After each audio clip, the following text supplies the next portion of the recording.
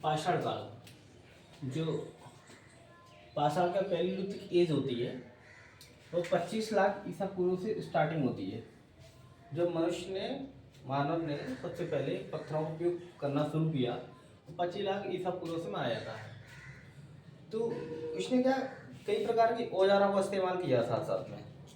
तो उन्हीं औजारों का जैसे जैसे वो स्वरूप बदलता गया, पहले सिंपल मोटे मोटे पत्थर, फिर वो छोटे पतले पतले पत्थर, फिर नुकीले पत्थर, तो उसी आधार पर ये पाषाण काल को 3 भागों में विभाजित कर देते हैं।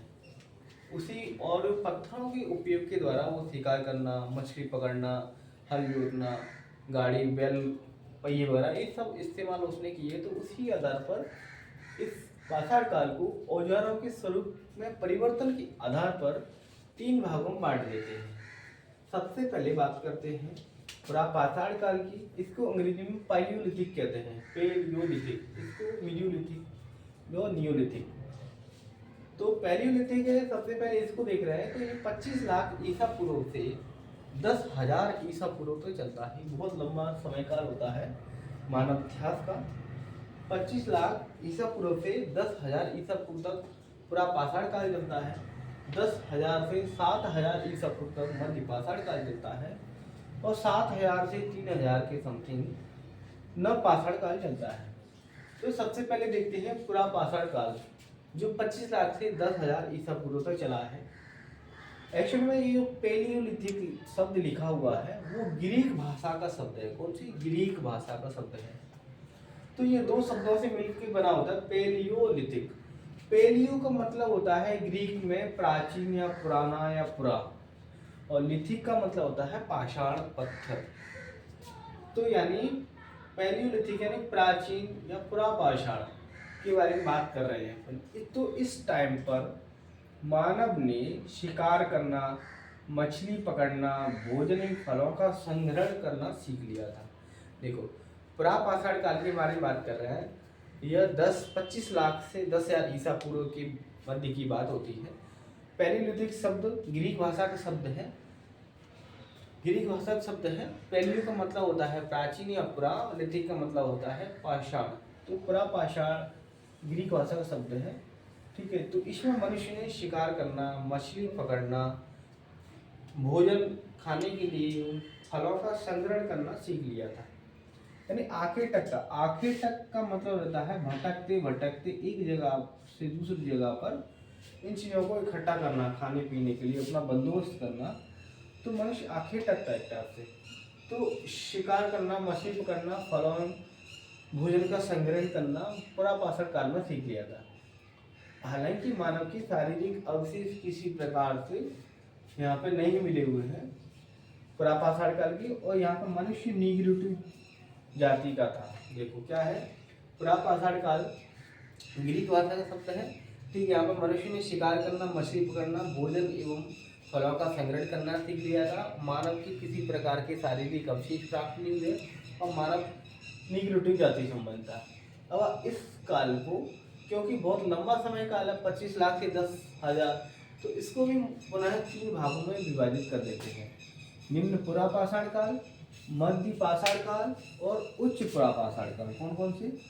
निम्न पुरापाषाण, मध्य पुरापाषाण और उच्च पुरापाषाण काल। और निम्न, हालांकि अभी आगे अपन देखेंगे इसको। निम्न पुरापाषाण काल है, उसमें भी 2 प्रकार की संस्कृतियाँ होती हैं। चौपर चोपिंग संस्कृति, चौपर पेबल संस्कृति, ठीक है। ये हैंड एक्स संस्कृति, हैंड एक्स संस्कृति।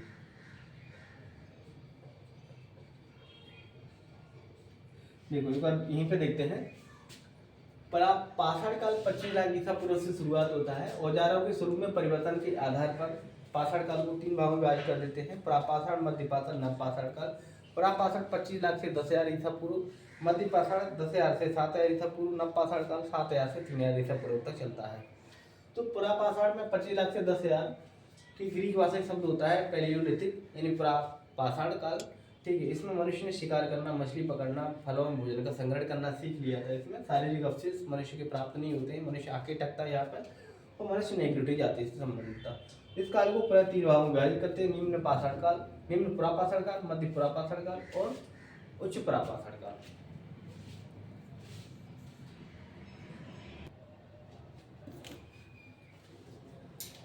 पाषाण काल में सबसे पहले जो देखा था प्रापाषाण, मध्य पाषाण, नव पाषाण, तो जो प्रापाषाण का निम्न पाषाण वाला काल है उसको देख रहे हैं।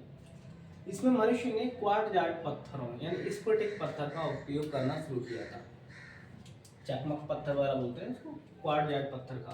तो यहाँ पे मुख्यतः दो संस्कृतियाँ मिलती हैं, इसके आधार पर निम्न प्रापाषाण काल को डिस्क्राइब करते हैं। निम्न दो संस्कृति कौन सी? चॉपर चॉपिंग पेबल संस्कृति और हैंड एक्स संस्कृति। हैंड एक्स मतलब हाथ की कुल्हाड़ी वाली संस्कृति। चॉपर चॉपिंग पेबल, पेबल का मतलब रहता है एक ऐसा पत्थर जो कि शिवलिंग के आकार का होता है ना, उसको पेबल कहते हैं। तो देखो पेबल का मतलब शिवलिंग के आकृति का पत्थर होता है। जब उसको ये जो पत्थर है, इस पत्थर को मान लो ऐसे काट घिस लेते हैं, है ना, तो इसको कहते हैं चॉपर। जब दोनों साइड से काट देते हैं इसको कहते हैं चॉपिंग। ठीक है, तो शिवलिंग के आकृति का पत्थर होता है, इसको एक साइड काटते हैं चॉपर, तो चॉपिंग बन जाता है। तो चॉपर चॉपिंग पेबल संस्कृति आधार पर ये चॉपर, तो इसकी जो खोज थी सोहन घाटी पंजाब में आती है। तो वहाँ पर डी.एन. वाडिया साहब ने 1928 में इसकी खोज की थी। ठीक है, डी.एन. वाडिया साहब ने 1928 में पंजाब में किसकी? चॉपर चॉपिंग पेबल संस्कृति की, और मिर्जापुर की बोलन घाटी में। तो इसलिए चॉपर चॉपिंग पेबल संस्कृति को सोहन घाटी में डी.एन. वाडिया साहब ने खोज की, इसलिए सोहन संस्कृति भी कहते हैं।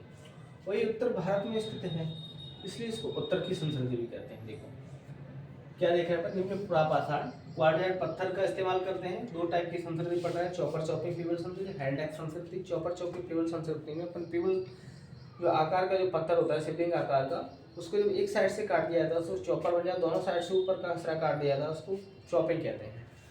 ठीक है, तो 1928 में डी.एन. वाडिया साहब ने सोहन घाटी में एक खोज की थी, है ना, और मिर्जापुर की बोलन घाटी में। तो सोहन घाटी में खोज करने के कारण डी.एन. वाडिया साहब को इस संस्कृति का पितामह कहा जाता है, और इन उत्तर की संस्कृति भी कहा जाता है इसको। दूसरा आता है हैंड एक्स संस्कृति। ये क्या है कि मोस्टली दोनों साइड है इसकी यात्रिका से, तो ये मद्रास में मिलती है, इसलिए मद्रास दक्षिण में आता है तमिलनाडु में, इसलिए दक्षिण की संस्कृति भी कहते हैं। तो 1863 में रॉबर्ट ब्रूस फुट ने तमिलनाडु के पलावरम से हाथ की कुल्हाड़ी मिली है इनको, हाथ की कुल्हाड़ी तमिलनाडु के पलावरम यानी मद्रास से रॉबर्ट ब्रूस फुट को ये हाथ की कुल्हाड़ी मिली है। 1864 में विलियम किंग गए हैं, विलियम किंग को अतिरिम पक्कम तमिलनाडु मद्रास में ही आता है ये बात, तो यहाँ से विलियम किंग को अतिरिम पक्कम से कुल्हाड़ी मिली है हाथ की कुल्हाड़ी। देखो दोबारा से देखते हैं, निम्न प्रापाषाण यहाँ पे क्वार्टजार्ट पत्थर या स्फटिक पत्थर का इस्तेमाल करते हैं। दो प्रकार की संस्कृति डिस्कस करेंगे यहाँ पर, एक चॉपर चॉपिंग पेबल संस्कृति और हैंड एक्स संस्कृति। चॉपर चॉपिंग पेबल संस्कृति में क्या देखते हैं, एक शिवलिंग आकृति का पत्थर होता है, ठीक, जिसको पेबल कहते हैं। इसको एक साइड से काट देते, चॉपर कहते हैं, दोनों साइड से काट देते हैं इसको, तो चॉपिंग कहते हैं। ठीक है, तो डी.एन. वाडिया साहब ने 1928 में सोहन घाटी से इसकी खोज की थी, इसलिए सोहन संस्कृति भी कहते हैं इसको। और इसके बाद में क्या है, मिर्जापुर के बोलन घाटी में भी इसकी खोज हुई है, और उत्तर में ये संस्कृति स्थित है, इसलिए उत्तर की संस्कृति भी कहते हैं। हैंड एक्स संस्कृति के बारे में बात करते हैं। हैंड एक्स संस्कृति क्या है? हैंड एक्स संस्कृति ये दक्षिण में होती है, ठीक है, ऐसे मद्रास वाले रीजन में इसकी दक्षिण संस्कृति भी कहते हैं। 1863 में रॉबर्ट ब्रूस फुट साहब ने तमिलनाडु के पलावरम से इसकी खोज की थी, ठीक है, और विलियम किंग ने 1864 में अतिरिम पक्कम से इसकी खोज की थी। अब एक दूसरी जगह आती है चौतरा नाम की जगह, कहाँ पे? चौतरा हिमाचल प्रदेश में जगह है। तो यहाँ पर दोनों चीजें मिलती हैं, चॉपर चॉपिंग पेबल संस्कृति मिलती है और हैंड एक्स संस्कृति मिलती है। चौतरा नाम की जगह है हिमाचल प्रदेश में। तो चॉपर चॉपिंग संस्कृति, हैंड एक्स, तो दोनों का मिलन स्थल है, यानी चॉपर चॉपिंग पेबल संस्कृति और हैंड एक्स संस्कृति का मिलन स्थल हिमाचल प्रदेश की चौतरा में स्थित है, इसलिए इसको निम्न प्रापाषाण काल का मिलन स्थल भी कहते हैं।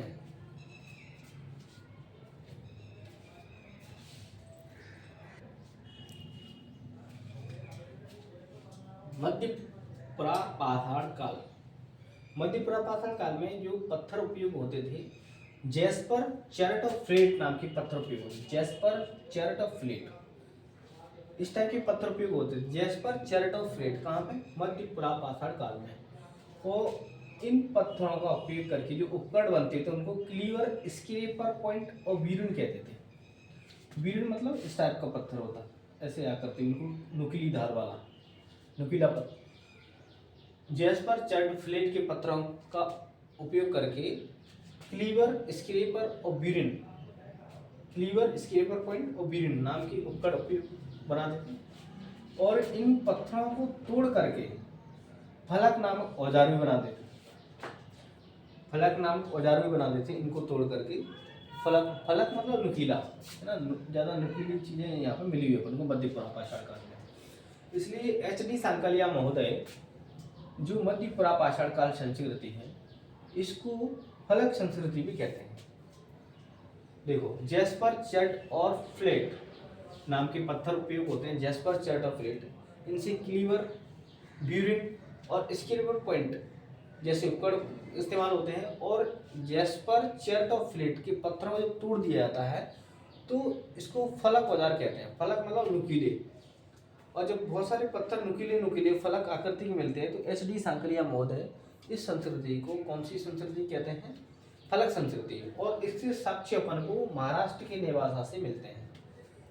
ठीक है, देखो, मध्य पुरापाषाण काल, जैस्पर, चर्ड और फ्लेट नाम के पत्थर मिलते हैं। इनसे क्लीवर, ब्यूरिन और स्क्रैपर पॉइंट नाम के उपकरण बनाते हैं। यदि इन पत्थरों को तोड़ दिया जाता है तो फलक नाम के औजार बनते हैं। फलक मतलब होता है नुकीली टाइप की चीज़ें।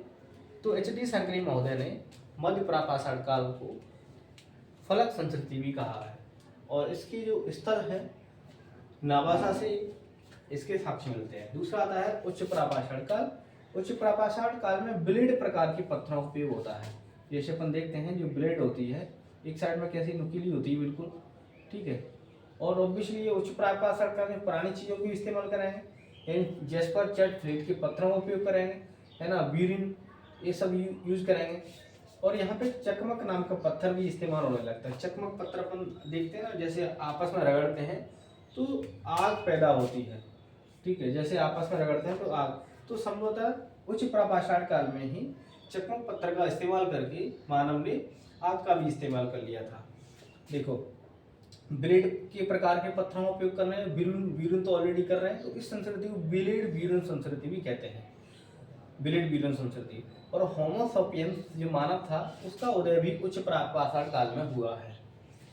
इसके साक्ष्य के रूप में देखा जाता है तो लोहदा नाला प्रयागराज से इससे साक्ष्य मिलते हैं, जो कि अभी देखा था कौन से निम्न प्रापाषाण काल में, बोलन घाटी, जो मिर्जापुर की बोलन घाटी है, बोलन घाटी, वहाँ पर लोहदा नाला है प्रयागराज में, तो वहाँ से इसके साक्ष्य मिलते हैं। और साक्ष्य में मातृ देवी की प्रतिमा मिलती है जिसे कि कौशाम्बी के संग्रहालय में रखा गया है, ठीक है। और इसी काल में उच्च प्रापाषाण काल को देखते हैं, नक्काशी चित्रकारी भी मिलती है जो कि दर्शाते हैं कि नक्काशी चित्रकारी टाइप की जो कला है उच्च प्रापाषाण काल विकसित हो चुकी है। देखो दोबारा देखते हैं, मध्य पाषाण काल, जैस्पर, चर्ड और फ्लेट नाम के पत्थरों का उपयोग करते हैं। इनसे क्लीवर और स्क्रैपर पॉइंट और ब्यूरिन नाम की उपकरण बनाते हैं अपन, ठीक है। यदि पत्थरों को तोड़ दिया जाता है तो फलक नाम की औजार बनाते हैं। बहुत सारे फलक नाम के औजार बनाए थे एच.डी. सांकलिया महोदय। इस संस्कृति को फलक संस्कृति भी कहते हैं। महाराष्ट्र के नेवासा से इसके साक्ष्य मिलते हैं। दूसरा आता है उच्च प्रापाषाण काल, इसमें ब्लेड प्रकार के औजार हथियार इस्तेमाल करते हैं।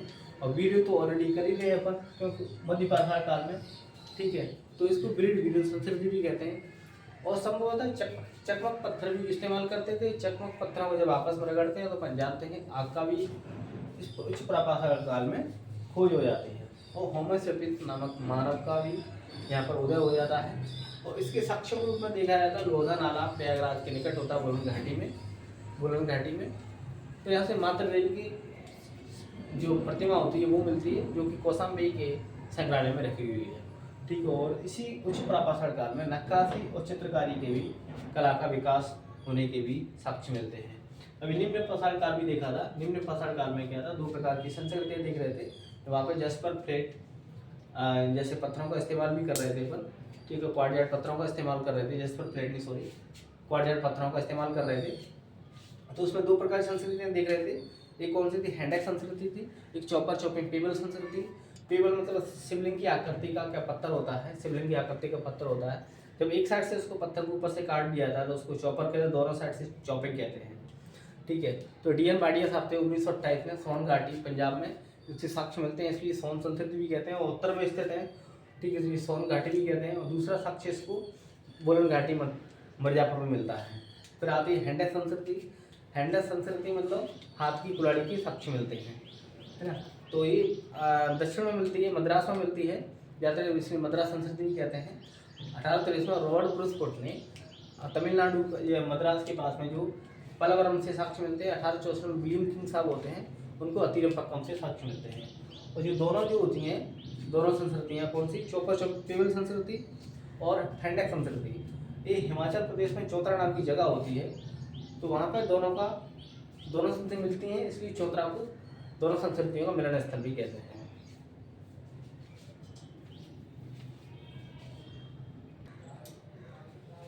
मध्य पाषाण काल के बारे में देखते हैं।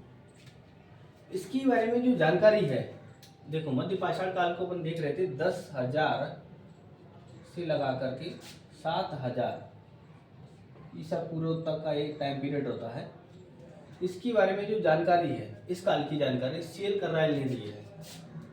सीएल कर्राइल ने 1857 की बात थी, जो विंध्य क्षेत्र थे यहाँ से इनके साक्ष्य मिलते हैं सीएल कर्राइल साहब को मध्य पाषाण काल के बारे में।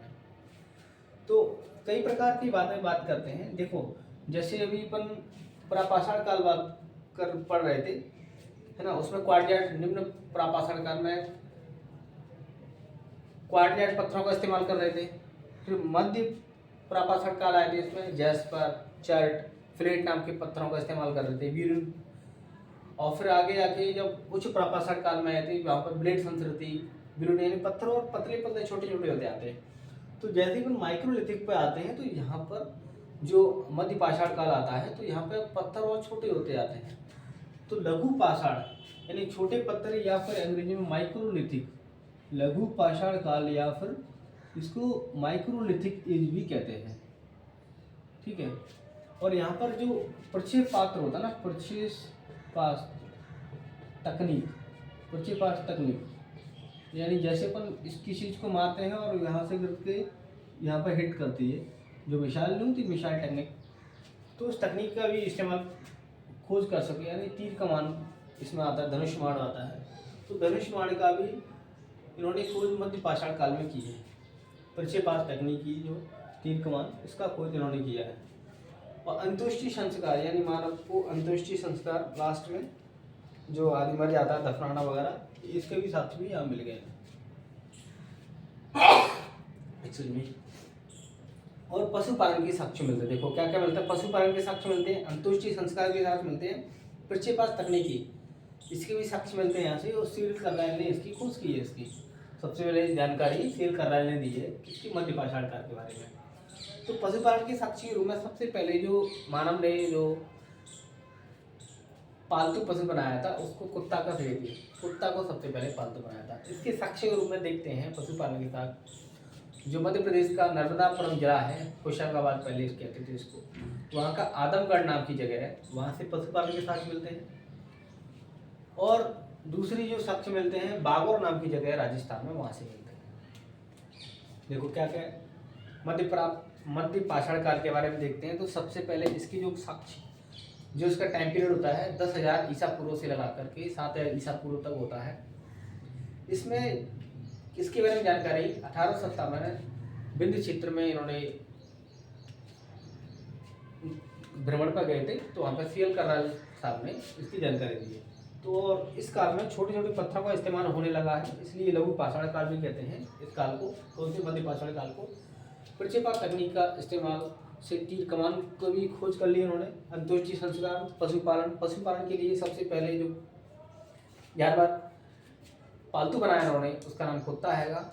और इसी की साक्ष्य रूप में देखते हैं, साक्ष्य रूप में देखेंगे तो नर्मदापुरम, मध्य प्रदेश के नर्मदापुरम जिले में आदमगढ़ नाम की जगह आती है, जो कि मध्य पाषाण कालीन स्थल है, जहाँ से पशुपालन के साक्ष्य मिलते हैं। और राजस्थान के बागौर से अब और भी जगह आती हैं, जैसे कि अंत्येष्टि संस्कार के रूप में महादाह, दमदमा, सराय नहरराय। महादाह, दमदमा, एक उत्तर प्रदेश के प्रतापगढ़ नाम की जगह है, प्रतापगढ़ जगह है, जिला है, वहाँ से तीनों जगह मिलती है, महादाह, दमदमा, सराय नहरराय। यहाँ पे स्त्री पुरुष को दोनों को साथ में सिंगल मतलब एकल और युगल समाधान के और हड्डियों के साक्ष्य मिलते हैं। महादाह से हड्डी की उपकरण के साक्ष्य मिलते हैं। और सराय नहराय से मानव युद्ध और अंतुष्टि संस्कार के भी साक्ष्य मिलते हैं।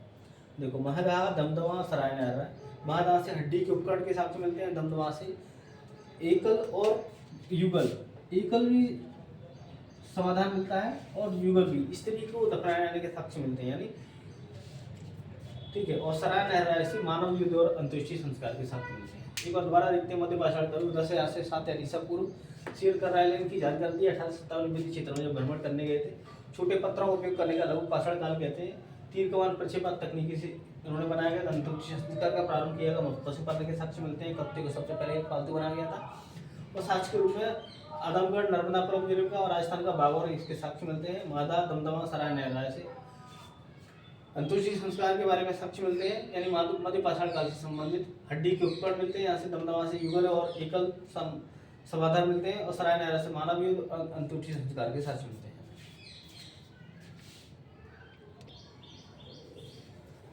अब आते हैं नव पाषाण काल पे। नव पाषाण काल का जो टाइम पीरियड होता है 7000 से 3000 ईसा पूर्व तक माना जाता है। इस काल के बारे में सबसे पहले जो साक्ष्य होते हैं, जानकारी सबसे पहले डॉक्टर प्राइम रूल देते हैं। जैसे कि मध्य पाषाण काल था, सीएल कर्राइल देते हैं। और उससे पहले जो प्रापाषाण काल था उसके बारे में जानकारी 1853 में रॉबर्ट ब्रूसफुट देते हैं। तो इनको ध्यान रखना है कि रॉबर्ट ब्रूसफुट प्रापाषाण काल के बारे में जानकारी देते हैं, सीएल कर्राइल मध्य पाषाण काल में जानकारी देते हैं।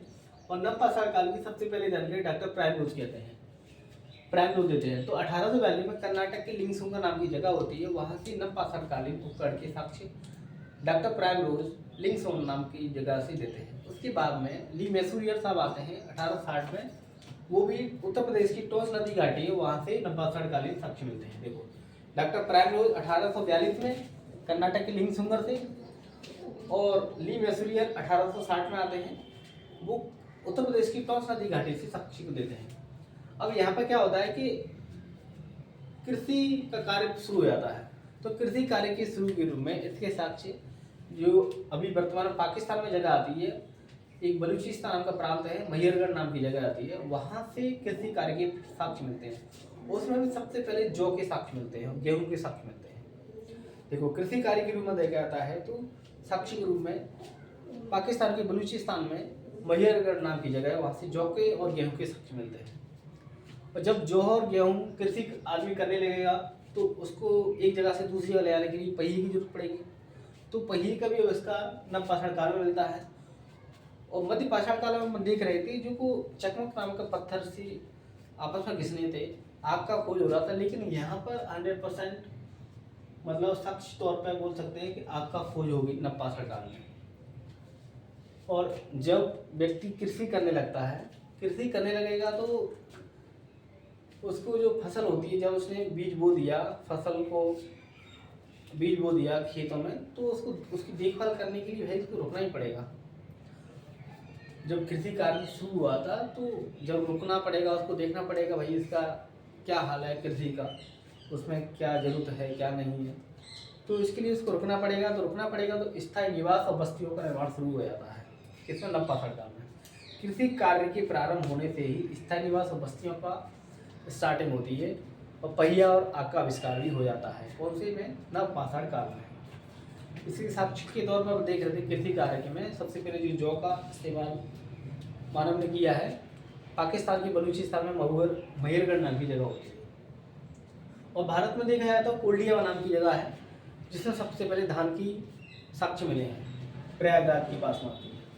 अब जो अनाज उगाया तो अनाज को उगाने के लिए कुछ न कुछ जगह चाहिए, तो बर्तन चाहिए। तो मिट्टी के जो बर्तन हैं उसकी भी खोज इसी टाइम पर हुई है। कृषि उत्पादों को रखने के लिए मर्दभांड मिट्टी के बर्तन चाहिए, मिट्टी के बर्तन चाहिए। तो चौपानी मांडू नाम की जगह है, बीबी लाल को श्रेय दिया जाता है। बीबी लाल हमने इनकी खोज की चौपानी मांडू प्रयागराज में मर्दभांडों की। और भी साक्ष्य देते हैं बुरजुहम और गुप्तकाल नाम की जगह है जम्मू कश्मीर में। यहाँ पर मानव के साथ में कुत्ते को भी दफनाने जाने के साक्ष्य होते हैं। यानी जो कुत्ता है वो एक टाइप से इनको भरोसेमंद जानवर होता है और गर्तवास के साक्ष्य मिलते हैं। चिरान नाम की जगह है बिहार में। यहाँ पे हड्डी के ऊपर विशेषता जो हिरण की सींग होते हैं उससे उपकरण बनाया गया है। चिराम नाम की जगह है बिहार। पीकली हिल और संगनकल्लू कर्नाटक में जगह आती है। पीकली यहाँ पर राख की टीले मिले हैं। पीकली हिल संगनकल्लू से राख की टीले। देखो दोबारा से नप्पासार काल को देखते हैं। 7,000 से 3,000 ईसा पूर्व तक उसका टाइम पीरियड होता है। 1842 की बात थी। 1842 की बात थी। ये क्या बोलते हैं, डॉक्टर प्राइम रोज साहब थे। इन्होंने डॉक्टर प्राइम राज साहब थे, कर्नाटक के लिंगसपुर नाम की जगह थी, वहाँ पहुँचते हैं और नप्पासार कालीन उपकरण मिलते हैं इनको। इसके बाद में एक और दूसरे महोदय आते हैं, ली मैसूरी साहब आते हैं। वो उत्तर प्रदेश की टॉन्स नदी घाटी में जाते हैं, वहाँ से इनको साक्ष्य मिलते हैं। कृषि कार्य की मैंने बात किया तो इसी काल में कृषि कार्य की शुरुआत हुई नप्पासार काल में, क्योंकि महियरगढ़ नाम की स्थान है पाकिस्तान की बलूचिस्तान में, वहाँ से चौके साक्ष्य मिलते हैं। जब कृषि किसी जगह पर मिलती है तो कृषि को देखभाल करने के लिए भाई आदमी को रुकना पड़ेगा, मानव को रुकना पड़ेगा। तो वहाँ पर स्थायी जीवन बस्तियों का भी शुरुआत हो जाती है और फसल को लाने ले जाने के लिए पहिए की जरूरत पड़ेगी और पकाने के लिए उसको आग की जरूरत पड़ेगी।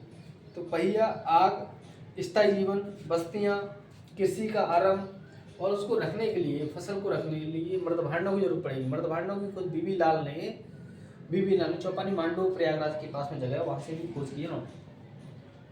इस टाइप से चीज़ें आपस में लिंकिंग है। बुर्ज हम ऊपर कला नाम की जगह है जम्मू कश्मीर में, वहाँ से कुत्ते को मानव के साथ में दफनाने के साथ चौगर्तवास के भी साक्ष्य मिले हुए हैं। चिराम नाम की जगह है बिहार में, वहाँ से हड्डी के उपकरण, विशेषतः बात करते हैं हिरण की जो सींग होते हैं उसके उपकरण मिले हुए हैं। संगनकल्लू पीकली हिल नाम की जगह है कर्नाटक में, वहाँ से राख के टीले मिले हुए हैं। इस टाइप से तीनों चीज़ें हो जाती हैं पाषाण काल की। देखो एक बार दोबारा से ओवरव्यू देख लेते हैं चीज़ों का।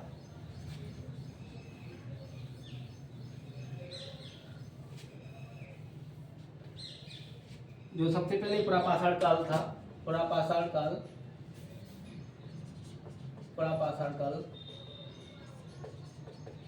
फिर दूसरा आता है मध्यपाषाण काल, फिर तीसरा आता है नवपाषाण काल।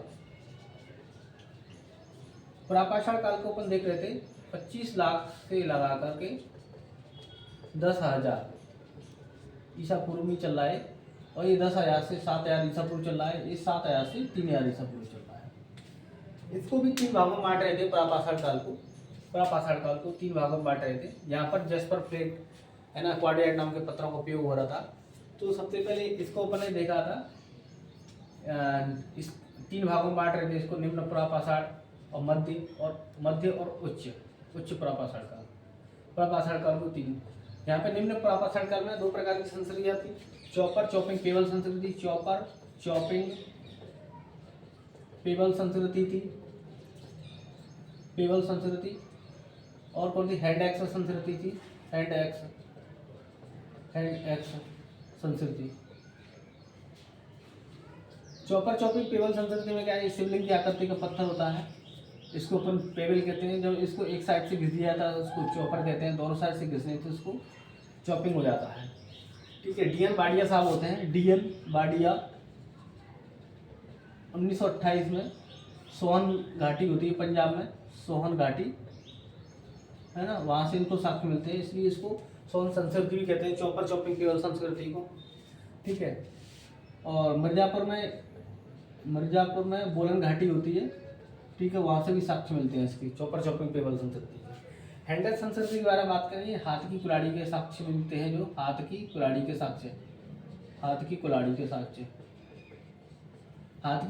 साक्ष्य के रूप में कर्नाटक का जो तमिलनाडु 1863 में कौन आते हैं, रॉबर्ट ब्रूसफुट आते हैं, रॉबर्ट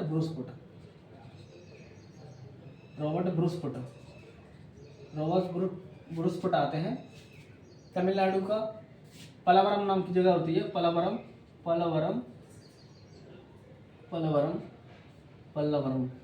तो वहाँ से इनको कुल्हाड़ी के साक्ष्य मिलते हैं। पर 1864 में कौन आते हैं, विलियम किंग आते हैं, अतिरपक्कम से। ये कर्नाटक तमिलनाडु का अतिरपक्कम है,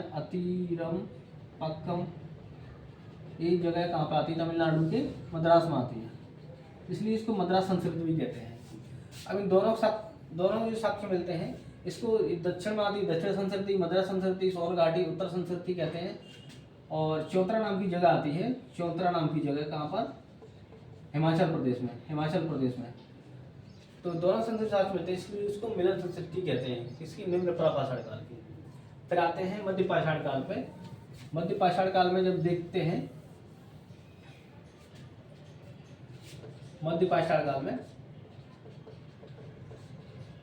इसके बारे में जो जानकारी देते हैं, इसके बारे में जानकारी देते हैं सीएल कर्राइल साहब देते हैं। सीएल कर्राइल साहब, कर्राइल साहब है ना, जो विंध्यन घाटी होती है, विंध्यन क्षेत्र होता है, 1857 की बात होती है, ठीक है। तो इनको कुछ साक्ष्य मिलते हैं मध्य पाषाण काल के, तो इसके बारे में जानकारी देते हैं। यहाँ से संभवतः उनको आग जो चकमक पत्थर का इस्तेमाल करने लगते हैं। किसका?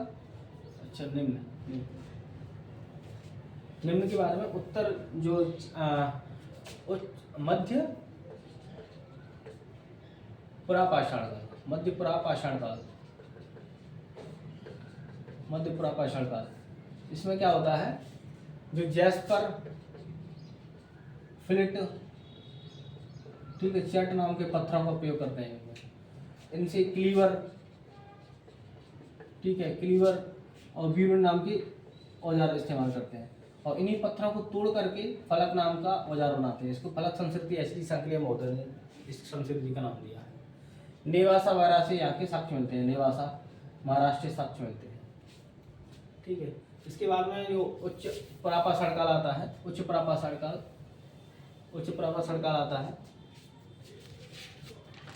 उच्च प्रापाषाण काल जैस्पर, फ्लिट और चट नाम का पत्थर के साथ में बीरुन नाम का और ब्लेड के आकृति के पत्थरों का उपयोग करते हैं, इसलिए बीरुन ब्लेड संस्कृति भी कहते हैं इसको अपन, ठीक है, बीरुन ब्लेड संस्कृति भी कहते हैं। लोहदा नाला वगैरह होती है, लोहदा नाला प्रयागराज में जगह है, प्रयागराज में, ठीक है, जहाँ से एक मातृ देवी की प्रतिमा मिलती है, मातृ देवी की प्रतिमा, ठीक है, जिससे कौशाम्बी के शंकराचार्य में इसको रखा गया है, इसके साक्ष्य मिलते हैं। तो ये पुरापाषाण काल हो जाता है। इसके बाद में आता है मध्य पाषाण काल होता है, जैसा कि अपन को पता है। मध्य पाषाण काल में देख रहे थे, मध्य पाषाण काल में पालतू जानवरों का उपयोग करना शुरू कर देते हैं वो, फिर पालतू जानवर का इस्तेमाल करना शुरू कर देते हैं, ठीक है, पालतू जानवर वगैरह, और धनुष बाण, तीर कमान, इनका इस्तेमाल शुरू कर देते हैं वो, तीर कमान वगैरह का, ठीक है, तीर कमान, धनुष बाण वगैरह, प्रक्षेपात तकनीक, पशुपालन की भी शुरुआत कर देते हैं लोग, ठीक है। अंतोष्टि संस्कार के रूप में अपन देखते हैं महदा, दमदमा, सरा, नहर, राय प्रतापगढ़ की जो जगह वो मिलती हैं, ठीक है।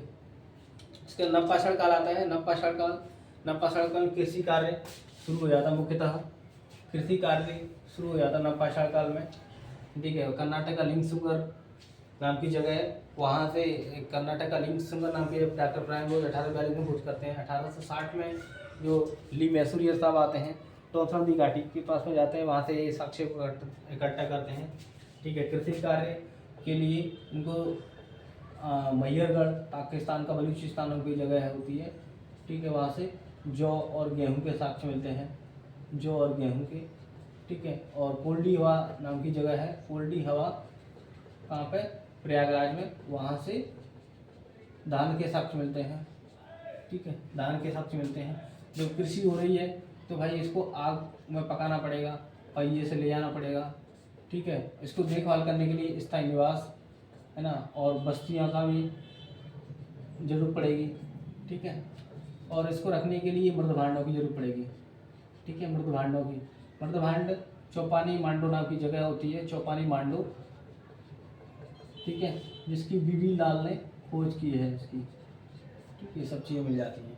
बहुत सारी जगह मिलती हैं, जैसे कि अपन बात करते हैं पीकली हिल, संगनकल्लू, एक जगह है संगनकल्लू कर्नाटक में, ठीक है, जहाँ से अपन को राख के टीले मिले हैं, ठीक है। चिरान नाम की जगह है, चिरान नाम की जगह बिहार की, जहाँ से हड्डी के उपकरण मिले हैं, हड्डी के उपकरण, ठीक है। विशेषता किसके? हिरण के सींग, ठीक है, हिरण के सींग मिले हैं। ठीक है। और जम्मू कश्मीर की जो जगह है बुर्ज होम, ठीक है। और गप्पू कराल,